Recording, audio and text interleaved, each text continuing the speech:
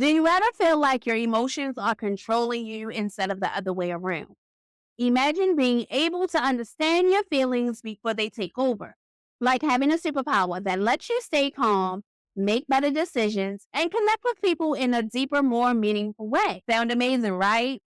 Well, today we're going to uncover 6 secrets to becoming an emotionally intelligent you. These tools can literally transform how you experience day-to-day life. Trust me, by the end of this video, you'll see yourself and your emotions in a whole new light. We'll explore emotional triggers, self-awareness, how to silence that negative voice in your head, smarter decision making, understanding nonverbal cues, and finally, practicing empathy. Each section comes with a practical action step so you can start applying these tools immediately. Let's jump in. Have you ever been caught off guard by an emotional reaction that seems to come out from that seems to come from out that seems to Have you ever been caught off guard by an emotional reaction that seemed to come out of nowhere?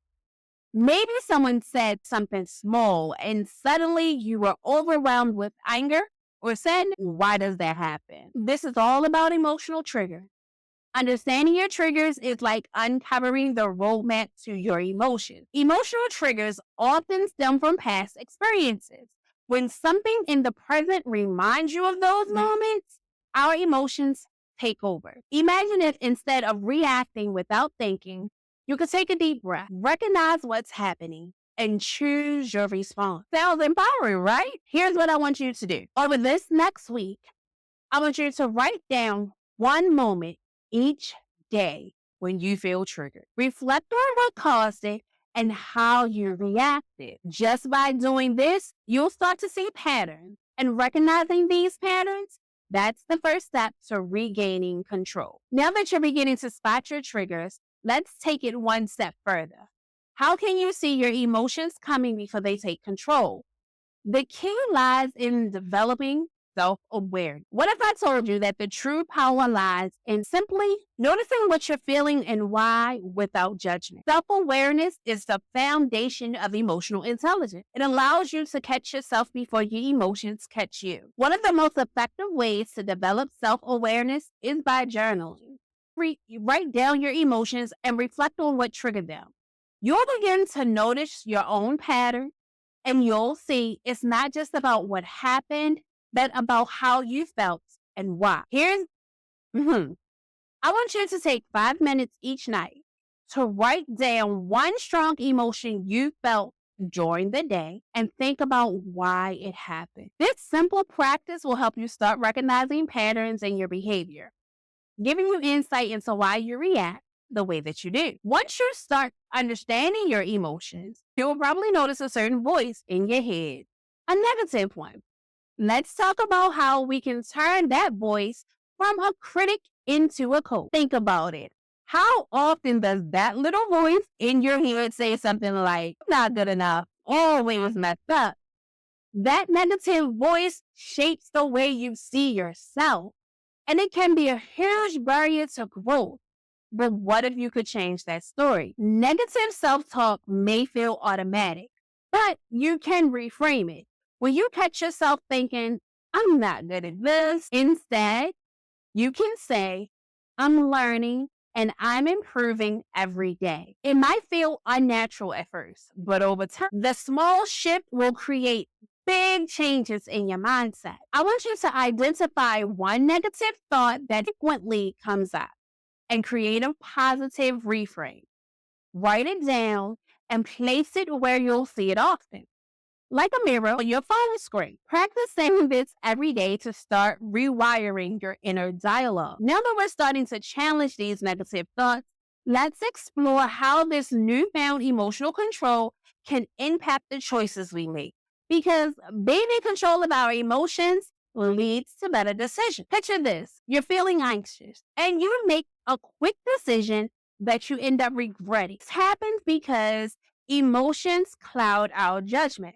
But when you develop emotional intelligence, you create space between feeling and action. And in that space lies the power to make decisions you won't regret. When you're about to make a decision, especially when emotions are high, pause, take a deep breath, and ask yourself, am I deciding this because it feels urgent or because it's right? This pause can make a difference between a decision you regret and one you're proud of. This week, I want you to practice pausing before making any significant decision, even if it's just for a moment. This pause gives you time to align your choice with your true values. To make even better decisions, it helps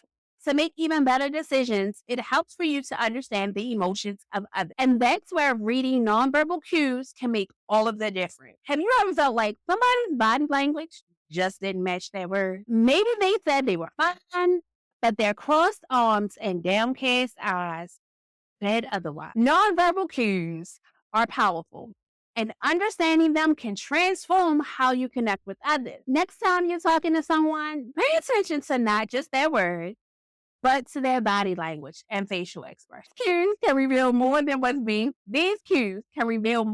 being said out loud. Choose one conversation this week and focus on the other person's nonverbal signal.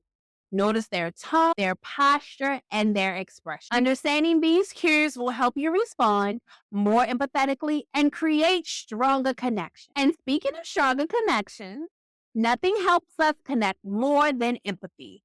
Let's talk about how practicing empathy can truly transform your relationship. Imagine being able to understand what someone else is feeling, even if you haven't experienced it yourself.